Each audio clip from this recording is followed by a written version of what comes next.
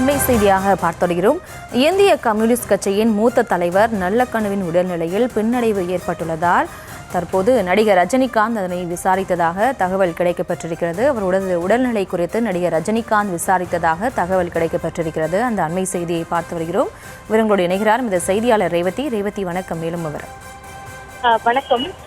முதுபெரும் தலைவராக இருக்கக்கூடிய இந்திய கம்யூனிஸ்ட் கட்சியின் நல்லக்கண்ணு அவர்கள் ராஜீவ்காந்தி அரசு பொது மருத்துவமனையில் தொடர் தீவிர சிகிச்சையில் இருக்கக்கூடிய நிலையில் அவரது உடல்நலம் குறித்து பல்வேறு அரசியல் கட்சி தலைவர்களும் நேரில் வந்து விசாரித்து வருகின்றனர்.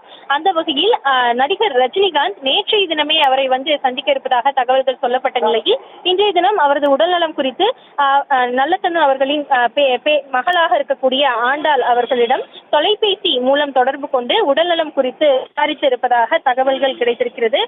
நல்லக்கண்ணுவின் உடல்நிலை தொடர்ந்து பின்னடைவை சந்தித்து வரக்கூடிய நிலையில் பல்வேறு தலைவர்களும் அவரது உடல்நலம் குறித்து தெரிந்து கொள்வதற்காகவும் அவரை பார்ப்பதற்காகவும் வந்த வண்ணம் இருக்கிறார்கள். இந்த சூழலில் நடிகர் ரஜினிகாந்தும் அவர் மீது கொண்டிருக்கக்கூடிய பற்றின் காரணமாக அவரது உடல்நலம் குறித்து தெரிந்து கொள்ள வேண்டும் என்ற ஒரு எண்ணத்தில் அவரது உறவினர்களாக இருக்கக்கூடிய பலரிடம் தொடர்ந்து விசாரித்து வருவதாக ஏற்கனவே சொல்லப்பட்டு வரும் நிலையில் தற்பொழுது அவரது மகள் ஆண்டாளிடம் நேரடியாக தொலைபேசியில் பேசி உடல்நலம் எப்படி இருக்கிறது, அவர் நலமுடன் இருக்கிறாரா என்று தகவல் தெரிந்து கொண்டதாக சொல்லியிருக்கிறார்கள்.